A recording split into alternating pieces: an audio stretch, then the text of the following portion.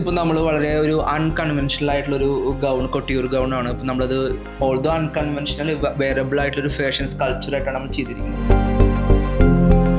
ഇതിൽ ഞാൻ കൂടുതലായിട്ട് ഇപ്പോൾ ഈ ബ്ലാക്ക് ആൻഡ് വൈറ്റ് കാണിക്കുന്നത് പോലെ തന്നെ ഡ്യുവാലിറ്റിയാണ് ഉദ്ദേശിക്കുന്നത്. ഡ്യുവാലിറ്റി എന്ന് പറയുന്ന സമയത്ത് ഒന്ന് റെസ്ട്രിക്ഷൻ, അതേപോലെ തന്നെ ഫ്ലൂയിഡിറ്റി അല്ലെങ്കിൽ സോഫ്റ്റ്നെസ്, ഈ രണ്ടിൻ്റെയും ഒരു എന്താ പറയുക ഒരു ടെൻഷൻ എപ്പോഴും ഈ ഡിസൈനിൽ ത്രൂ ഔട്ട് ഉണ്ടാവും. ഇപ്പോൾ നമ്മൾ അപ്പർ ബോഡിയിൽ നോക്കുകയാണെങ്കിൽ കംപ്ലീറ്റ്ലി സ്ട്രക്ചേർഡ് ആയിട്ടുള്ള ബ്ലാക്ക് കോസെറ്റാണ് നമ്മൾ അപ്പർ ബോഡിയിൽ കൊടുത്തിരിക്കുന്നത്. അത് വളരെ സ്ട്രക്ചേർഡ് ആണ്, വളരെ കൺട്രോൾഡ് ആണ്.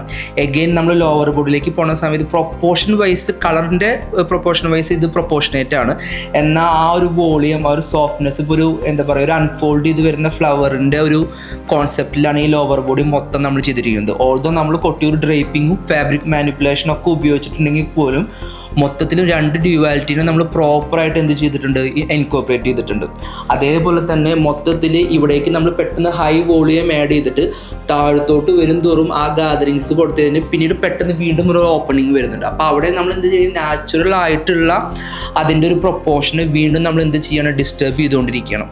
This is more like my interpretation of like എന്താ പറയുക ഒരു ഫെമിനിറ്റി എന്ന് പറയാം. അതിന് കൺട്രോൾഡ് വേ ഓഫ് സ്ട്രക്ചർ അല്ലെങ്കിൽ ടെക്സ്റ്റൈൽ മാനിപ്പുലേഷൻ. നമ്മളിതിൽ ഏറ്റവും കൂടുതൽ എക്സ്പ്ലോർ ചെയ്യുന്ന സംഭവങ്ങൾ എന്ന് പറയുന്നത് സ്ട്രക്ചറും ഇല്യൂഷനും മൂവ്മെൻറ്റും ഒക്കെയാണ്. ഇപ്പോൾ ഇതിൽ നമ്മൾ ഇതിനെ ഡീകോഡ് ചെയ്യുകയാണെങ്കിൽ ഫസ്റ്റ് അപ്പർ ബോഡി നമ്മൾ ചെയ്തിരിക്കുന്നത് ഒരു കംപ്ലീറ്റ് ബ്ലാക്ക് ആയിട്ടുള്ള ഒരു കോസെറ്റാണ്.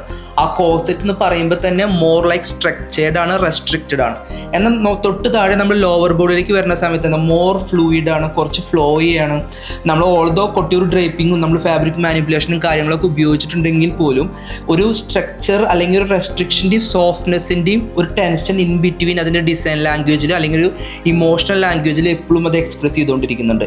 എഗെയിൻ നമുക്ക് ആ നാച്ചുറൽ ആയിട്ടുള്ള ആ പ്രൊപ്പോർഷനെ നമ്മളൊന്ന് ഡിസ്റ്റർബ് ചെയ്യാൻ വേണ്ടിയിട്ടാണ് അപ്പർ ബോഡി സ്ട്രക്ചേർഡ് ആണ്, ലോവർ ബോഡിയിൽ വീണ്ടും വോളിയം കൂടി എഗെയിൻ നമ്മൾ ഇവിടേക്ക് റെഡ്യൂസ്ഡ് ആയിട്ടുള്ള ഒരു കംപ്രഷൻ കൊടുത്തു, ദെൻ വീണ്ടും നമ്മൾ അതിനെ ഓപ്പൺ ആക്കുന്നത്. അപ്പോൾ ഇതിൽ മോർ ലൈക്ക് എന്താ പറയുക ഒരു artistic interpretation of this Kottiyoor gown എന്നൊക്കെ പറയാം.